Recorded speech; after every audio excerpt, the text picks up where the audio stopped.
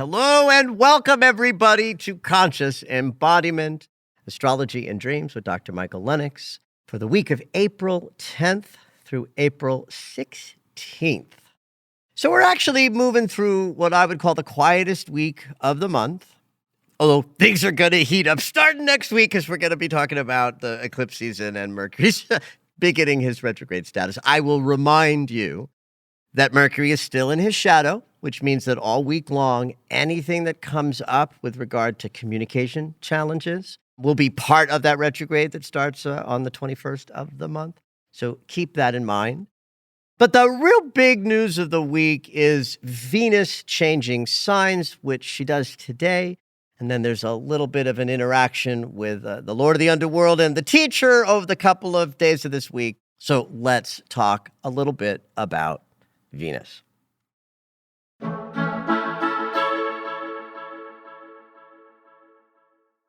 So we are past, of course, the energy of the full moon because it's been 5 or 6 days since it happened, but it's a relationship lunar cycle. This is something that is true of every Aries mansion passage, is that the full moon is in its opposite sign of Libra, where Aries is the self, Libra is other.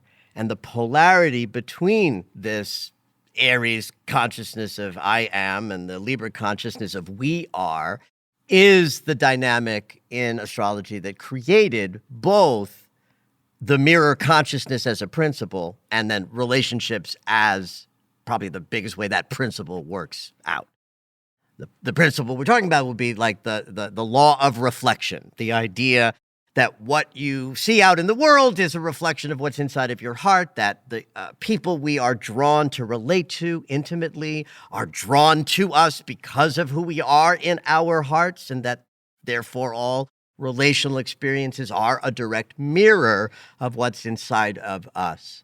And so since we are still in the wave of energy that came from that Libra full moon last Wednesday, it's interesting to me that just a few days after that full moon, that Venus is doing some major activity today and tomorrow and like Thursday that will be impacting our relational experience for some of you quite dramatically. And because we're coming out of a full moon that had relationship dynamics as part of it, that Uranus was involved, which means I suspect for some of you out there, there have been some sudden shifts within your relationship experience. And there's some interesting stuff coming up with regard to how we are giving and receiving of love that starts with Venus changing signs today.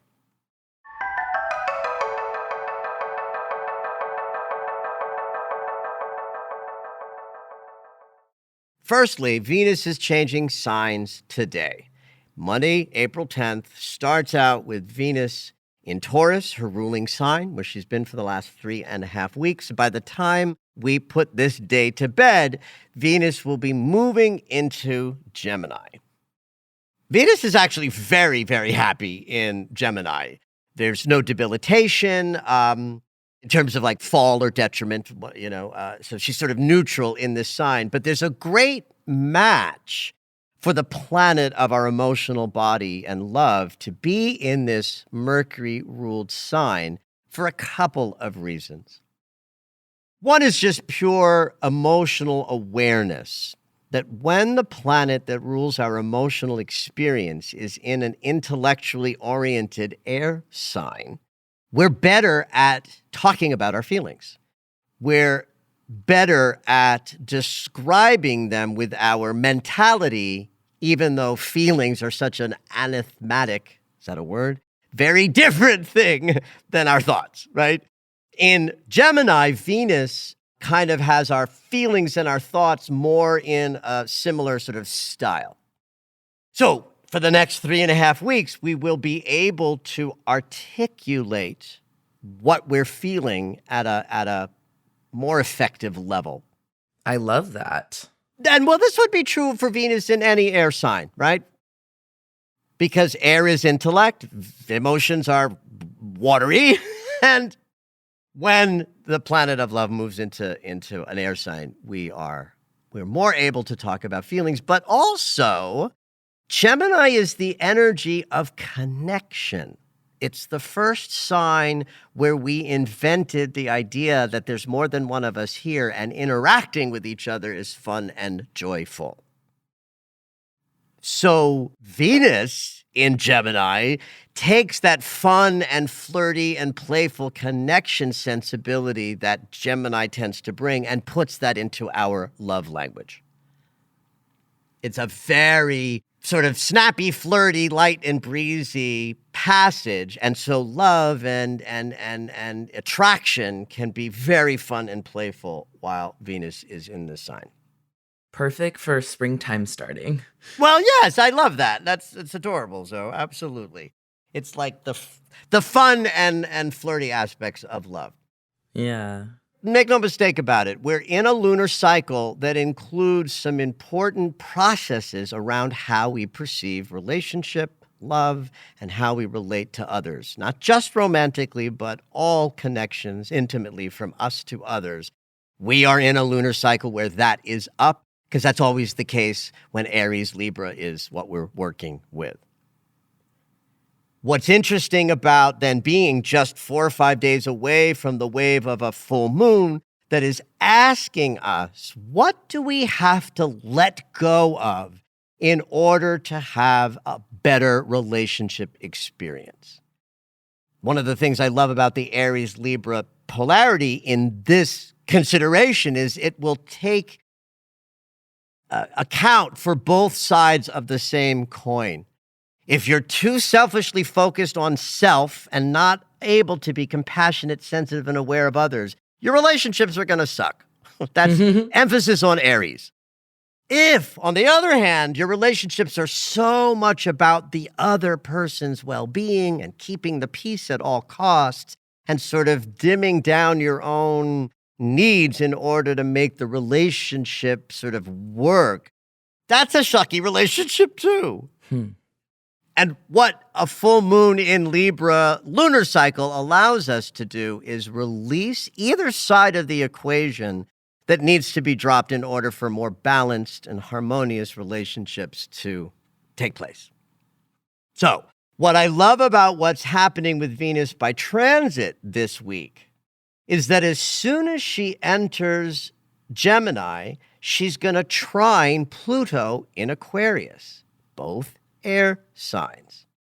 So we start the week with this new sort of lightness in our hearts and an ability to perhaps, maybe for the first time, articulate some things about our sort of underbelly of relational stuff that's up right now. Venus in a trine with Pluto means the shadow is open, the basement door's ajar, and we're easily able to go beneath the surface of our consciousness and see something that might be down there. Remember, Pluto has a big basement. He basically says to everybody else, I can store any of the shit you're not ready to look at. And with Venus in the light-hearted sign of Gemini, where we can talk about our feelings, staring into the shadow that Pluto holds, there may be some easy access to deeper awarenesses as the first few days of this week play out. And then on Friday, we bump into a square between Venus and Saturn. Saturn is lessons? Yeah, that's exactly right. So we get to glimpse the shadow in the early part of the week, and then we bump into the lesson that implies or puts us toward or, makes us aware of. And that should play out as we move into the end of the week and into the weekend, where the teacher and the love planet are facing off each other in the conflict and obstacle energy of a square. So it's a quiet week, so I have more time to talk about this in greater detail than I typically would pay attention to a personal planet set of transits in my podcast, because I've got to make sure that each week I'm talking about the big kahuna things that need our attention. Because it's a slightly lighter week, I can go into this with a little bit more depth, but I love that we can tether this right to the release process of the full moon that we're coming out of, because Venus tells us there's some shifts and changes in how we approach our relationships this week. And what you sort of focused on last week in terms of what you came up with that needs to be released in order for you to have better relationships with others, understand that, careful what you wish for and understand that all prayers are answered, because there may be some changes in your relationship life this week because Venus is taking us on an interesting journey. Okay, I'm about to do something that I don't do often, which is to talk about current events and the world of sort of politics in the United States and things in the outside world and talking about how astrology is reflecting them. I get asked to do this often, especially on social media, as my social media following grows a little bit. I have more people commenting, especially on TikTok, of people asking me, well, what about, this and on Donald Trump's chart, and what about this event and astrology? And I don't do that. Right. First of all, I don't do it myself. That's why I don't do it for you guys, is that I'm not looking at that shit for myself. Why would I share that with you? I think it's an irresponsible use of astrology, ultimately, because I think one of the things that I would teach is that we have to have a relationship with the stories that are playing out on the world stage and the collective landscape, that we want to have a relationship with those stories that's very light and deft, where we want to be in the world and not of it. I don't know what the value is of contextualizing events like that through astrology. And because I can't feel a value of it for me personally, that it doesn't enter my teaching. But if you've been following me for a while, you'll know that I talked a lot about current events during 2020 because there was no choice. The world was going mad in wild events, and the astrology was reflecting it so directly that it was very organic back then for me to talk about how astrology was reflecting the bumpy transformation of the world that was happening before our very eyes. I remember that. It was too big to not mention. Right, exactly. It was just too big to not. And again, it comes back down to value for me. There was value in that period where it was too big not to talk about, because it was so big that that's what everybody was locked in and focusing on. And then, so as an astrologer, I had a responsibility to tether the world events and the astrological rhythms. So one of the ways that collective events are reflected by astrology is when outer and social planets, so Saturn and Jupiter are social, outer, Neptune, Uranus, and Pluto, making contact with the nodes of the moon. These nodes of the moon, that south node of the past, north node of the future, that in a natal chart become your karma and your dharma, your entry to the life and your ultimate destiny in the life. That's your south and north node in a natal chart. And cosmically, by transit, it's the nodes that generate eclipses. When the sun is aligned with one of the nodes, the shadow breaks between the relentless burning of the sun and our receiving of that light here on Earth.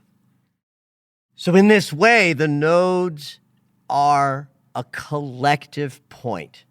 It's kind of like this. It's like, go with me image-wise here, because I know that not everybody on the Earth can see every eclipse at, every time. You can only see a little bit of it depending on where it's happening and where you're living. But it's the idea that an eclipse impacts the whole planet. It's like the whole light bulb of planet Earth gets turned off and turned on in the eclipse. Right. So that the entire Earth and the moon and the sun is eclipsing. That's what makes it a collective event. So then the nodes become this trajectory of energy that when other planets are dialing into the nodes, we can understand how the movement of the zeitgeist and the news cycle and the crazy things that are happening on the planet are also unfolding. So why we're talking about this in this week's podcast is because over the weekend, Saturn, the teacher, the reckoning planet, the dude that says we got to take responsibility for all of this, is dialing into the nodes in a very positive sense of geometry. A sextile with the north node, 60-degree angle, and a trine with the south node. This is called an easy opposition. So what we're seeing now outside in the world is some real productive moving forward of different agendas politically.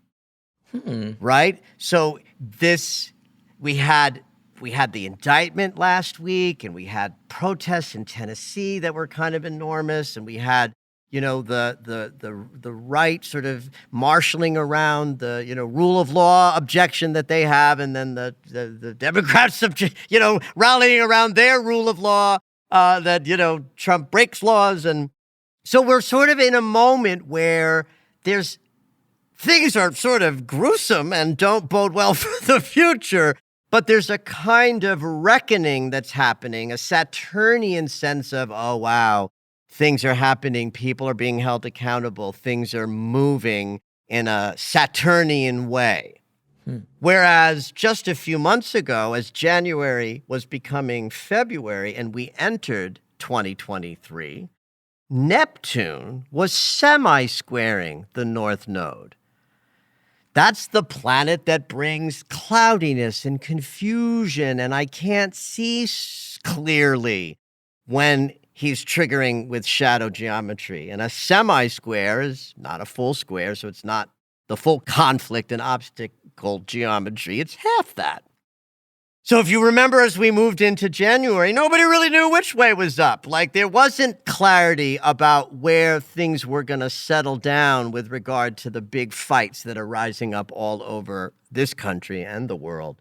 And now we're in this sort of Saturnian moving forward of grievance and challenge and sort of setting us up for difficulty later based on the things that might arise now, right? All of the crazy stuff that's playing out in the public landscape is going to inform what election year looks like, and of stuff that happens in 24 and 25. And then we're going to move through something this summer that I'm going to hint about now that is absolutely enormous and a kind of peak of change and transformation that I say marks the entire last 20 years of Pluto in Capricorn and the next 20 years of Pluto in Aquarius.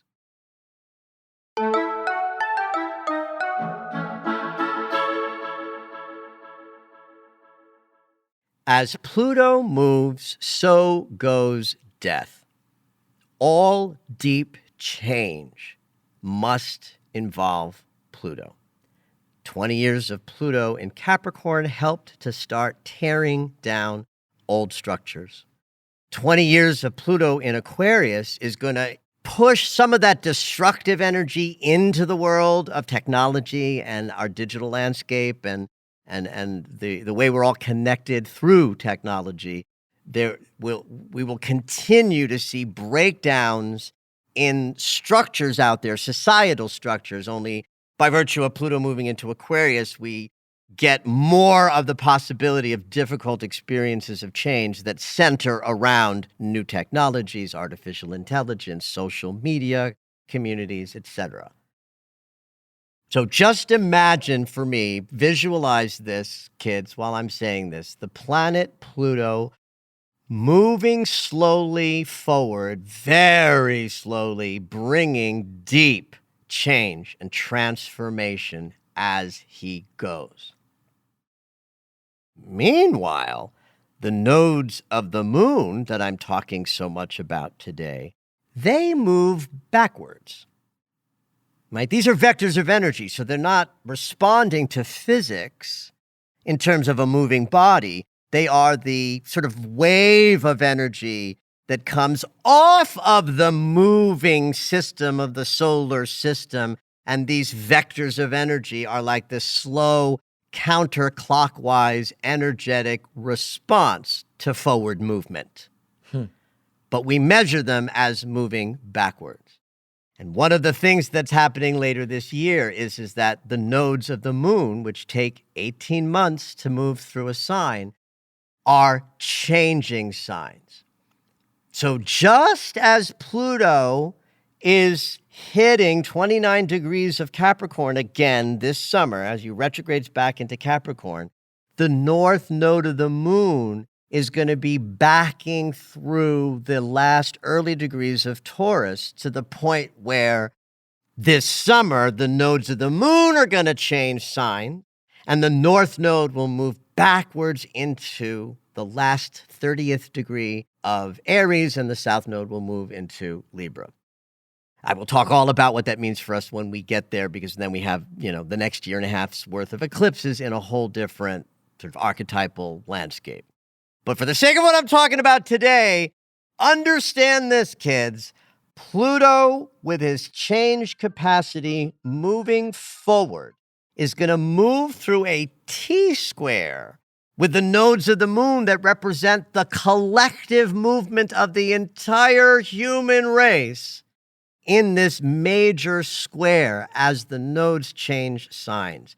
I almost don't have enough hyperbole for this. And I don't want you guys to be afraid of this summer, although there will be things that rise up this summer that will reflect this rather daunting cross, this square of death hitting the past and the future in simultaneous, oomph. I'd rather have you think about it in terms of like the 20 years of like 2000 to 2040. That we are in the apex of a generation plus of change and transformation on the planet that actually peaks in some way this year. So in some ways, this is terrifying news, because if we look at what's happening this year on the planet and we sort of clock this moment as, just the midpoint, which is part of why I don't always like talking about these things. I very successfully live in the world and not of it. I'm built that way.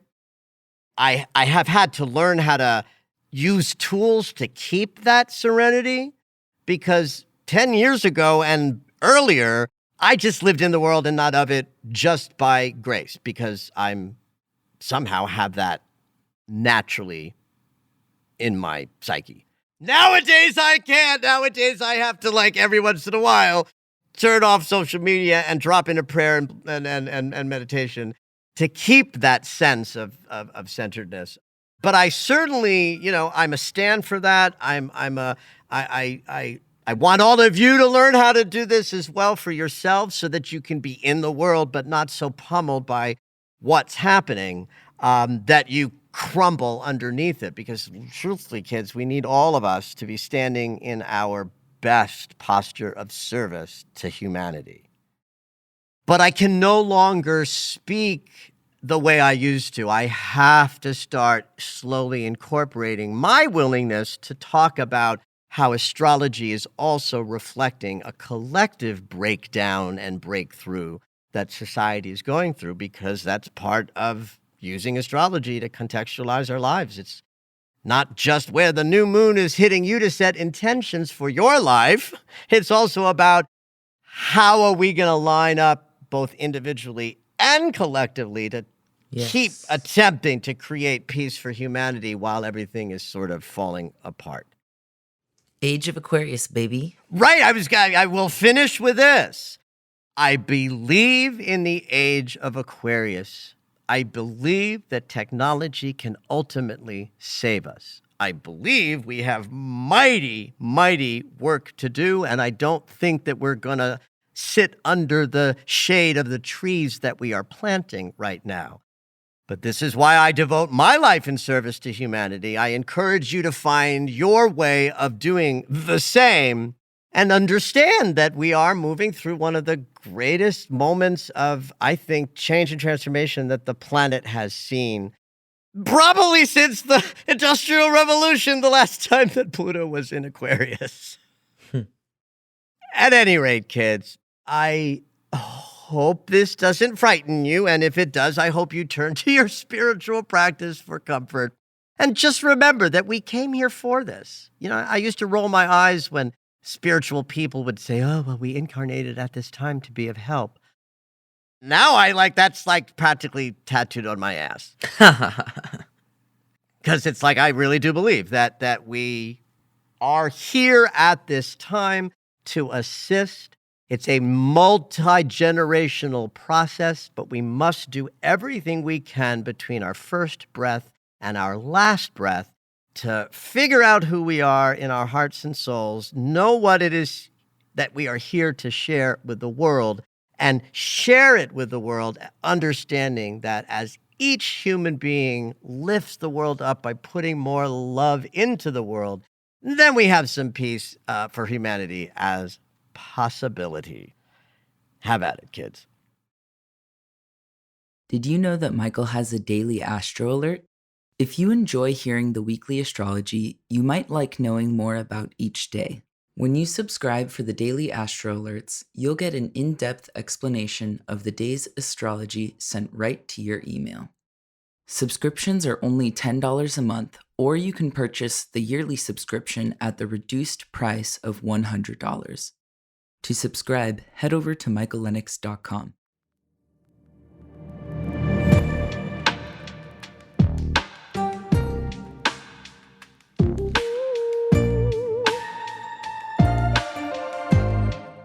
All right, it's dream segment time. Every week, Dr. Michael will interpret dreams that are sent in via email or take a live caller. If you would like your dream interpreted on the podcast, you can go ahead and email us at dreams@michaellennox.com. Hopefully your dream will make it onto the show.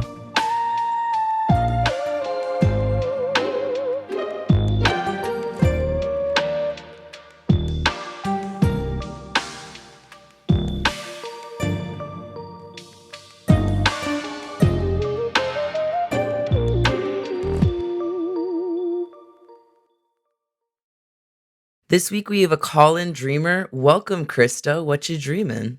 Hi, Zoe. Hi, Michael. Hey, All Krista. right. Yeah.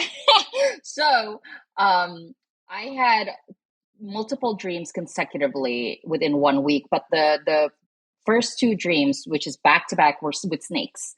And I've had snake dreams lovely. before. I've had snake dreams before. Of course. I've worked with Of course Michael, you have, on the honey. app. Of course. Yeah. Well, first of all, I mean, in breaking the fourth wall, like I know Krista. Krista's also a healing presence for others, and so I have a relationship with her, and so I know you working with those snake dreams, baby. Yeah, so this one just kind of threw me off because it wasn't like my usual one. So Right, the got first it. one's short and freaking sweet. I was indoor and a snake was trying to go underneath the door, trying to get in. And I was so freaked the F out, I started violently killing it by stomping it. Like guts fall out and everything. And this poor snake, in hindsight, but in the dream, I was like freaking out. I killed it, woke up. Next night, it was another snake, but this one was different. This one was a little bit longer. I was in a beach and a guy was trying to teach me how to surf. Realized that I signed up for a surfing workshop. Right. And the teacher comes out of nowhere, and the teacher, she was like, nope, you can't teach her. You can't help her. She has to do it on her own. She has to put her surfboard into the water herself. So 3 times I try to get a running start with my surfboard, and I'm having fun. But for some reason, every time I get closer to the edge of the shore, the beach, the earth would literally, like the sand would like come up and like break my surfboard from getting through. So I finally say, you know what? I'm going to take a break. I'm just going to enjoy looking at the beach and the scenery. And, there's a bunch of people like sitting on their surfboard waiting for me to like get in the water. Right. And then I tell the guy, oh my God, hey guy, there's a snake on the surfboard next to you. And then he's like, and everybody starts looking at the snake. And then another snake jumps on the surfboard. And I'm going, oh my God, the snakes are having sex on the surfboard. Yes, baby. And we're all like watching this. And then everybody's so enthralled by these 2 snakes. And then I immediately get a bird's eye view as if I'm like flying. Right. and I see the Uh-huh. whole entire Love that. ocean, and out of nowhere, I just see this massive giant, like dinosaur size green snake swimming underneath the ocean. And I freak out again and I start yelling at everybody, oh my God, there's a giant snake. Watch out, watch out, watch out. Because everybody's looking at this snake. And I freak out. I really freak out. And I don't know what happened because I woke up. And I don't, Ah! and it's almost like I freaked out the people, I freaked out myself, and I also freaked out the snake that was swimming, and I just was like, okay, and again, violent, waking up like this, the fudge. Okay, so fabulous, and as you know, Krista, and as I think some of my listeners will already know, that snakes are a kind of standard symbol for change and transformation. And this one is trying to knock on your door, and you're going, no, no, no, I'm not sure I'm ready for all this change. So can we just start with like what is up in your life and in your world that is reflective of a great change? Yeah, well, I have a book, and I am now transitioning. I've been getting the guidance to turn it into a movie or turn it into beyond that. Yeah. Ooh. And again, as you have said, I am in this world of spirit Yep. and law of attraction and all that. And immediately I know that the book's purpose was beyond just this. So everything is happening a little fast. I obviously put this out in the universe because I'm receiving downloads and guidance towards this. And then the universe is like, yeah, here we are. And then suddenly I'm meeting, Yeah, right? yeah. So now the book exists, right? The Mm-hmm. book that The you're book is, talking yeah, about is a book you've actually published and put and out. published and put out. This Yeah. was not a planned thing, but while you're here, do a little plug. What's the book? Oh, my book is called Indestructible: The Hidden Gifts of Trauma. And yeah. Woo! Right up my alley, baby. Okay, so you've put a book out that reflects the work that you do in the world, helping people. Mm-hmm. You are clearly vibing with the idea that there can be even greater shift and change by moving in a certain direction. Now, what do you know about change and fear and how important it is? Well, I know fear is derived from the space of the unknown. I don't know this That's world. right. I don't. This is a That's brand new right. territory for me. What the hell do I know? Like I'm That's right, yelling right, at right. my guides and my angels. What the hell do I know about making this into a movie? Are you all crazy? Like, Well, and so what I'm sort of presenting is the idea is that if we are not feeling some fear, if there isn't some kind of a no when a new idea for expansion arises, don't trust it. that's curious. Well, because expansion is scary. Growth is scary. Taking risks is scary. Revealing your authentic self to the world and saying, I have something to say is scary. And you know who I don't trust? I don't trust the people who are sitting around in Starbucks right now telling everybody how they're going to change the world with this new powerful thing they're putting out, where all they do is sit in Starbucks and write, It is scary to face our yeses. Now, I don't think you should stay in the no forever. And I'm not saying that if you're in your no, you're in your dharma. No, if you meet your dharmic expansion and you first say no, that no is the expansion beginning. Yeah. So the snake of change and transformation trying to get inside of your door, that's like the outside world saying, we are ready for you to change. And in this conversation, we're talking about bigger, right? Just getting bigger in the world. And so the first dream says, oh, no, no, back up, snake. I ain't ready to change or transform or get bigger. Everything is fine just the way it is. Get the fuck out of my house. Oh my God. Yes, that was me. But now that ain't all your psyche wants you to know. Like the psyche says, oh, okay, she didn't get it. Let's take her to something more instructive. Let's bring her right to the place where her own unconscious and her own conscious awareness is dancing, the beach, the shore. And learning how to surf is like an intention to get better at navigating the rougher waters of our unconscious as it wants to deliver some new material. Okay. Right? The waves are an interesting thing in physical phenomena in the real world. The wave energy is emotion and unconscious that can grab old ideas and pull them away, make them go into the ocean, or simultaneously spit new land up that comes out of the unconscious. So it's this dynamic place where like an idea comes and then it drops. An idea emerges from the unconscious and then it's new. It's like all of this dynamic shift and change that is complicated and confusing, but if you know how to surf that, then you're going to be better at the navigating the fear, navigating the change, navigating the in and outs of the waves of life. The funny thing, there was no waves. I was like, how are we surf? Now that I'm recalling the I love dream, this. I'm recalling, I was like, oh, well, yeah, waves. I'm like, in my head now, I'm going, how are we going to be surfing?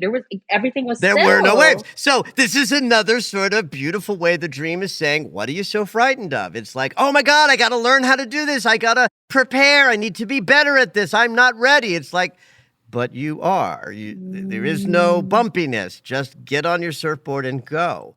Now, what do you suppose that this fella means? Like, it's really interesting that there's a masculine principle shows up and you have a sense of, okay, that's going to help me. That's going to teach me. And yet the higher guidance, which is a feminine principle, the teacher in this case is saying, oh no, she doesn't need that help. To me, it's the difference between action and stillness. Yeah, I was literally going to say All that. right, good, yeah. So what do you suppose then? What's the value of stillness in a moment when there's an idea of action? It's like, ooh, screenplay, movie. The action of you might say, go, do, write, move, show, which is not, I'm not saying don't do that. The dream is saying, though, the juicy place is in the creative process, in the non-movement, in the allowing yourself to surf a more intense sort of landscape. Yes, I totally understand that. I'm getting that now. Thank you. Thank you. Very clear. Now, the snakes are fucking. So... I think that's about abundance. I think that's about the possibility. First of all, I don't think that snakes have intercourse. I know. I was like, what are they doing? It was like really interesting. No. What they're doing is they're symbolically expressing the idea that change and transformation breeds more change and transformation. Okay. You know, and they come up on the surfboard. So it's like the message there is just keep changing, just keep dying to self, just keep, following an impulse, letting it fall apart, following an impulse, letting it fall apart. Just keep going with all of these impulses that might be leading you to yet another level of expression. And the dreams show up to help you navigate the fear inside of you so that you can be courageous in your waking life. Yeah. Like, I love that the dream has a lot of no in it. Because we have to honor our no's. We have to be with the part of us. That's what I was talking about earlier when I was talking about the value of fear. Right. When we have a desire to expand, the more important thing to focus on, at least in the beginning, is where you're saying no. Because where you're saying yes will take care of itself. Right. But where we're saying no is what needs our attention, so we can say, okay, got it. This is frightening. I got it. I can incorporate that fear and keep surfing. Yeah. And what about this giant dinosaur snake that was underneath the water? Oh. And it was green. I remember it's green, and it was a giant, dinosaur-sized snake that it took up the whole ocean. I was like, how is nobody? But the only reason I saw it was because my perspective suddenly came from right. Oh, well, you didn't even talk about that. Okay, got it. So, well, first of all, a couple of things is that the minute you utter the word dinosaur, I'm in thoughts of ancientness, like old patterns, long ago created and formed patterns. But I also have a more aspirational sense of this, right? In the muck, we just toss and turn with our emotional responses and our confusions and our difficulties, right? So like in the surfing, in the beach, in the sandy, undertow and getting pummeled by waves, that's us in process. Mm. When you rise above in the dream in terms of your point of view, that's you saying, what's the higher self's awareness of this moment? If I climb all the way up to my highest consciousness and I look down, what do I see? I see that change and transformation is universal. It's everywhere. It's enormous. It's what we come to do. Mm. And your visual for that is this enormous snake, remember, symbolic of death and rebirth, that's what we come here to figure out. Mm-hmm. If we figure out that we're here to die, we have a better life. Yeah. Right? Mm-hmm. Yeah. Right? That it's green puts us in mind of the heart chakra. Of coming from love, coming from a willingness to die to self and be reborn over and over and over and over again, which is terrifying, but creates a more passionate and self-expressed life. Yeah. Yeah. No. I am willing to do so. That I know. I know you are. Okay. All right. Well, thank you. That was I love the timing of this, of both the dream of change and transformation fitting your timing of expanding your creative process, but also the chance to, because I don't promote people's stuff because I get asked to do it too much, so I have to have like a hard no. So I'm just delighted that we get to say your book's title. Sell us again. What's it called, and where can people find it? It's Indestructible: The Hidden Gifts of Trauma. And you can find it on Amazon, and you're on my website, selfishlifestyle.com. There you go. You heard it here, kids. Check out her book. And thank you so much for sharing your dream with us, Krista. Thank you so much for this. Yay. Thank you for listening to Conscious Embodiment, Astrology and Dreams with Dr. Michael Lennox. You can find us on Apple Music, the iHeartRadio app, and anywhere you find your favorite shows. Head on over to michaellennox.com for information on astrology readings, the daily Astro Alert subscription, upcoming classes, and to join the mailing list.